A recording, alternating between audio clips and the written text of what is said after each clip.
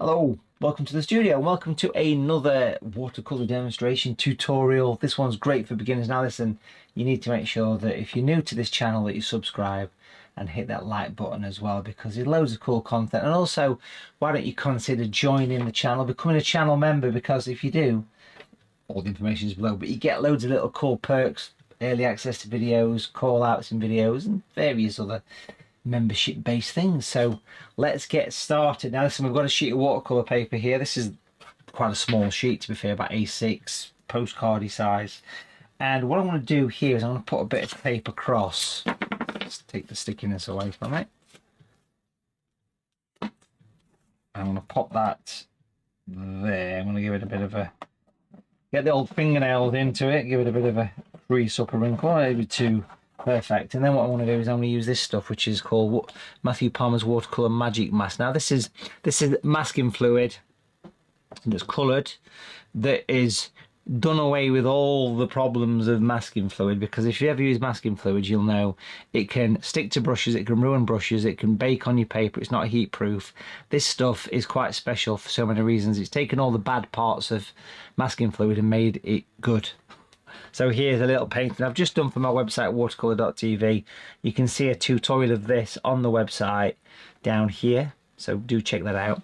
And I'm using this on those trees, basically. So these trees here are done with magic mask. So I've not got to use soap to protect the bristles. I've not got to do anything like that. I literally just use a brush. Doesn't matter if it's an old or new brush. Got a bit of kitchen paper here as well. And what I want to do is I want to protect the area, to do a little bit of a tree, a little bit of a tall sort of pine tree kind of thing. So we'll do it sort of here, and then we'll gradually go out with the brush. Now I can paint for as long as I want without the fear of this destroying my paintbrush, because yes, it will eventually stick to the paintbrush. That's going to happen, but you just pull it off, just peel it off. Like traditional masking fluid, once you've put it on, it kind of, your brush is no good. And you certainly wouldn't be using hair dryers or heat guns with normal masking fluid. With this stuff you can. So a bit of a snowy covered tree, I think it'd be quite nice. Little demo to show you here, and make it into a little bit of a watercolor kind of landscape. What else can we put on this? Let's have let's do some, let's take this and another brush, and let's do that. Let's take some of this stuff and give it a bit of a bounce over the top of it. Get some falling snow. So literally I'm taking it and just tapping it against the picture. Big blob, small blobs, doesn't really matter really. I'm sort of rotating the brush as I do it to get various size blobs. There you go. Now, traditionally, let me give those brushes a rinse. Traditionally, after a minute of using masking fluid on a brush, you'd have to wash it. But this stuff, you can see it just washes off. And any bits that are on there, you just literally pull it off. It doesn't ruin brushes. It's also heat resistant as well, Magic Mask, which is quite clever. So normally, you wouldn't be using a heat gun or a hairdryer. But what I'm actually going to do here is I'm going to use a heat gun and give it a blast with a dryer.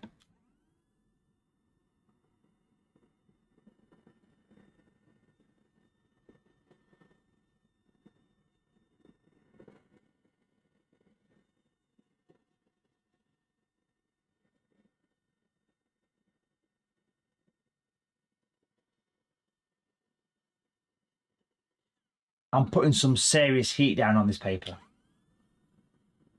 This is hot.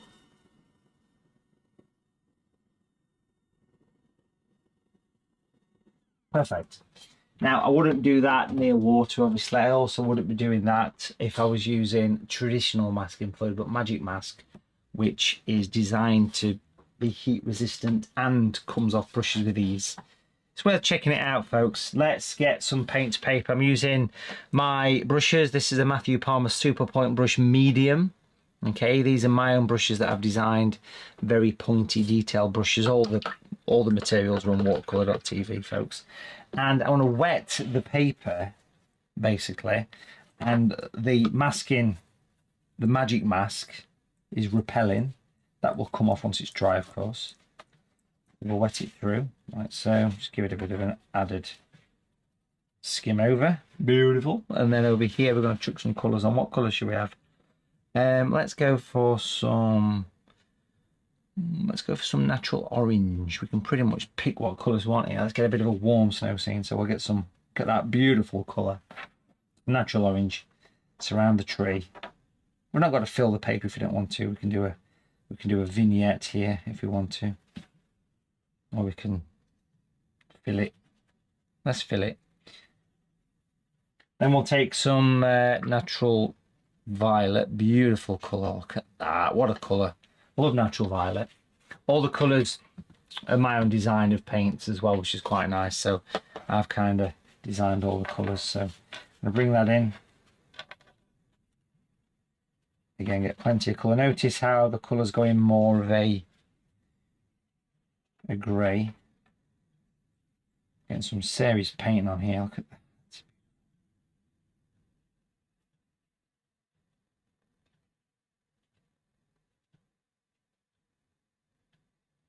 So plenty of colour surrounding.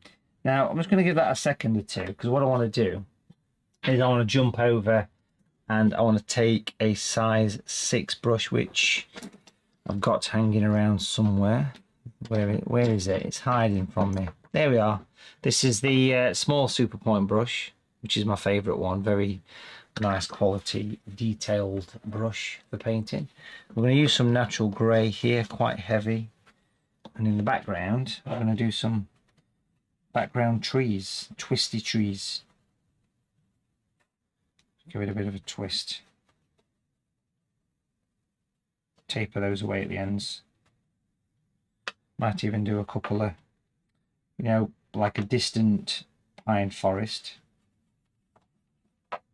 Just lots of tall lines. And because the paper's wet, the paint's spreading. So it's giving an effect of the trees anyway. You know what I mean? So like misty background stuff. Looks beautiful, don't it? You can make the colour as strong as you like for doing some more refined ones, but I want to keep this nice and simple, you know what I mean? I don't want to go too crazy with what I'm doing here. So that's looking quite nice, quite effective, lovely distance and depth. Now again, that needs to dry, and again, normally, as I mentioned before, you wouldn't be using over here. You wouldn't be using heat on masking fluid, but this is a craft heat gun. Looks a bit dodgy when I do that off that camera, so we'll do it on this camera.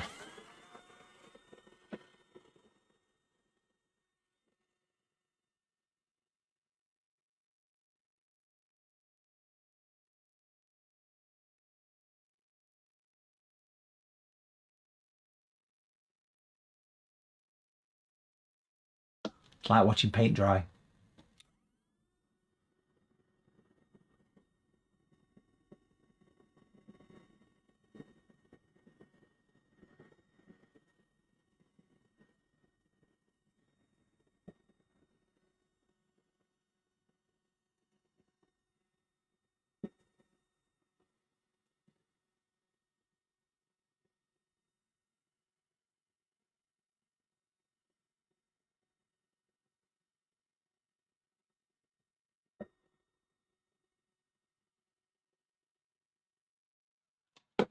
Use my finger.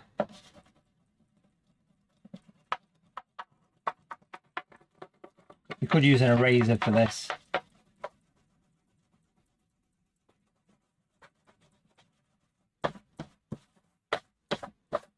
Smashing. Beautiful, that.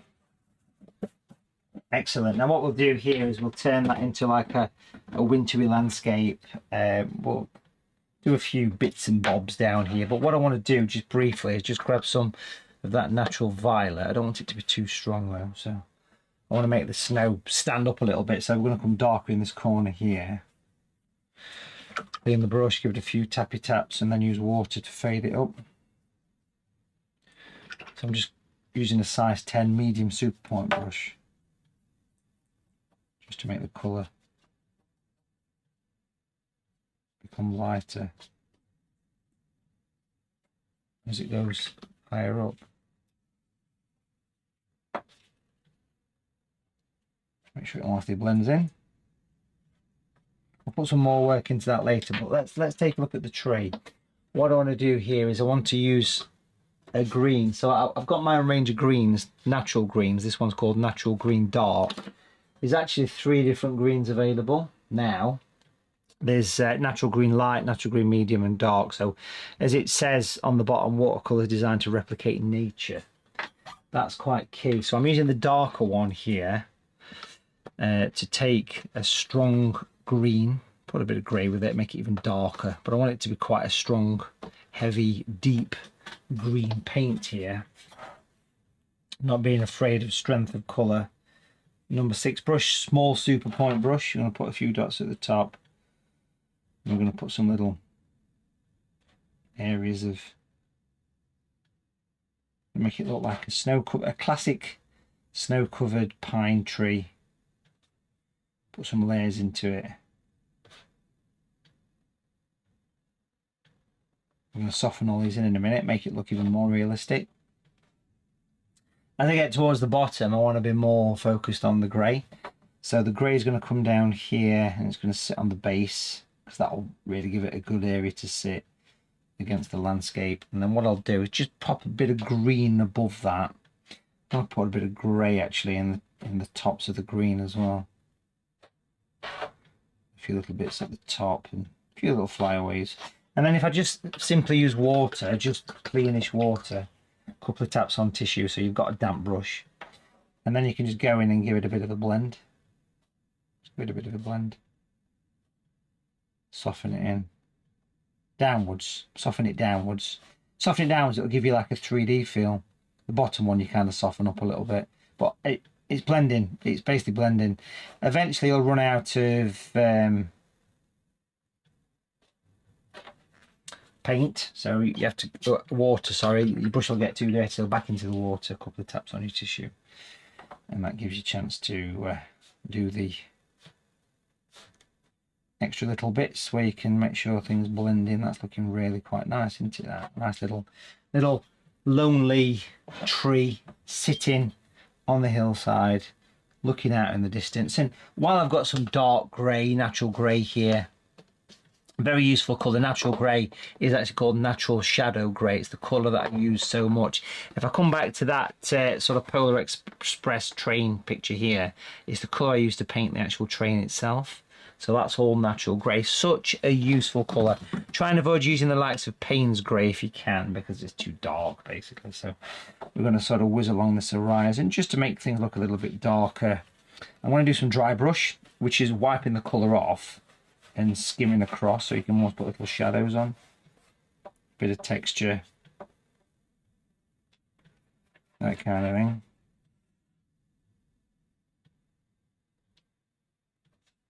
It's just nice having that little bit there to focus on. Now, in the foreground of this picture, I want to add a bit of something. And what I'm actually going to do is I'm going to use some tape. And I'm going to put the stickiness off the tape, remove the stickiness of the tape, should I say. A bit more magic mask there to take away. I'm going to pop a little bit of a, I don't know, kind of like a bit of a distance. Let's have a think. Let's pop something sort of here. Get the fingernails in. And what we're going to do here is use a tree and texture brush. Now these are very special brushes. This is the medium brush. It's a brush I designed many years ago for painting trees. It's been around a long time like me, but it's a really nice brush.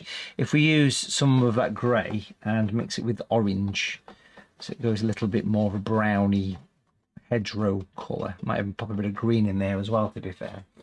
And what we can actually do here is we can use this brush, this dark orangey brown, and we can stipple along this edge. You'll see it's got a green tinge to it because it's the orange is mixed with the blue that's in the grey. I'm also bringing a bit of that green in as well, so I've got the palette up here, so I'll take a bit of the green just to bring that in.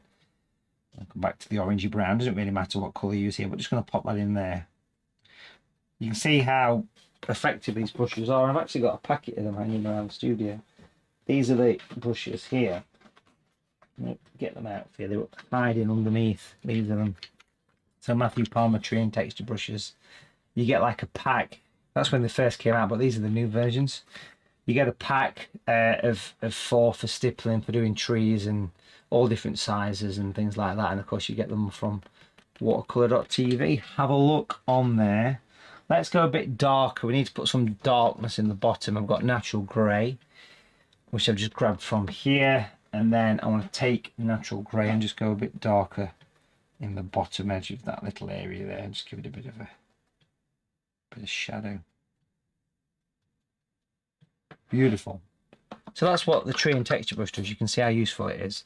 With that fine brush, I want to use that colour what I used before, so the grey and the orange together, maybe a little bit stronger. Doesn't need to be too much stronger, but maybe a little bit stronger. And I kind of feel like I want to put in like an old sort of gate or something coming down here, a little bit of a fence going off into the distance there.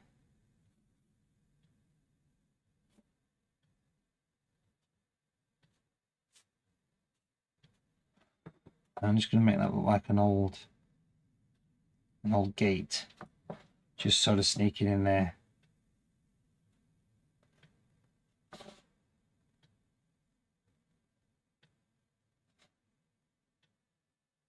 A few little spots and dots, and then if you've got a really fine line, you could actually do a little bit of a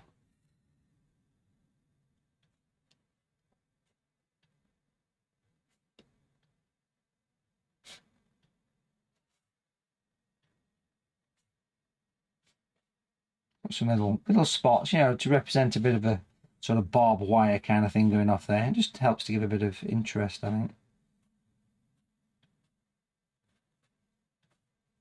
Put as much detail as you want into this thing, really. It's up to you. It really is your call. If I take some of the grey on its own here,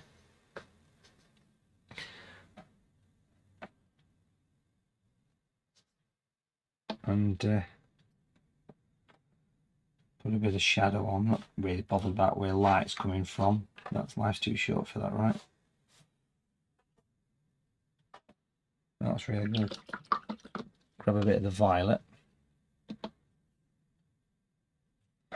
Get some shadows coming this way, cast from these trees, I think. You know, just a skim of the brush. In actual fact, if you carefully, and I do mean carefully, take the tape out. Right, cut that, that's good, don't it? Yeah, you get that little hedgerow. We can actually put some shadows cast from here as well, so little bits of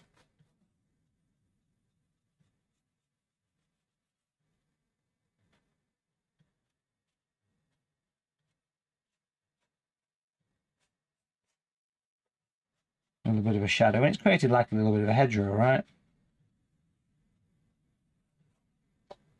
I might just dilute that violet down a bit more and just drop in a little bit on the tree, actually, very pale, just to sort of calm the pure white down a bit. Natural violet's a great colour for snow. It really is such a useful colour. Just want to slightly darken that gate a little bit there. Bit of dry brush, bit of texture, utilising the grain of the page there. Perfect. Perfect. Right, one of my favourite colours is white. I've got some I want to stick it on there. There's a reason I'm sticking it on that scrap piece of tape, because I don't want it to go everywhere. I've got some white here. Natural opaque white is a watercolour that's very opaque. It's got the properties of gouache and acrylic, but without it ruining brushes, without it sticking permanently to brushes. You can reactivate natural white as well. So if I take some of that, take a little bit of that on this brush here, and what we're going to do on this picture is we're going to do a bit of a splatter in white.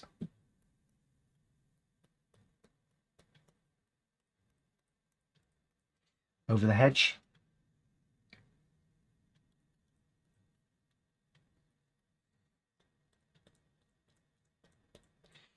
Sometimes you find it easier to do that, but it's lovely we get falling snow, you can clearly see. And look how nice it looks on that hedgerow there.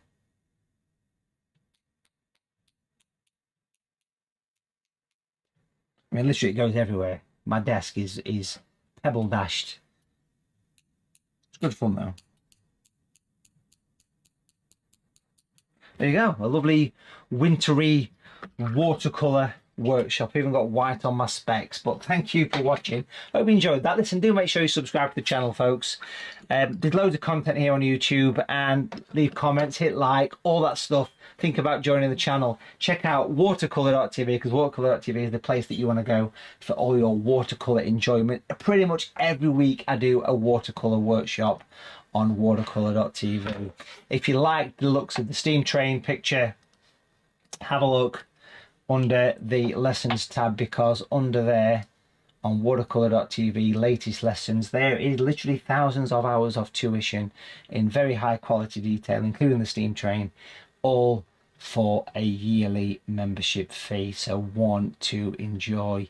Maybe you want to have a go at a workshop. Well, in 7 days and 19 hours as I'm live broadcasting this or filming this, we have a special double workshop coming up. Yes, on the 12th and 19th of December, the final workshops of 2025. We've got a double barrel virtual workshop where we're going to paint a stained glass window on the 12th of December, and then on the 19th we're going to paint a Christmas Carol, Charles Dickens Victorian Christmas scene. This is a virtual workshop where you literally sit at home and paint along, and it's yours to keep forever. You can enjoy it as much as you like, so do make sure you check it out, folks, and thank you for watching. That was a pleasure to do.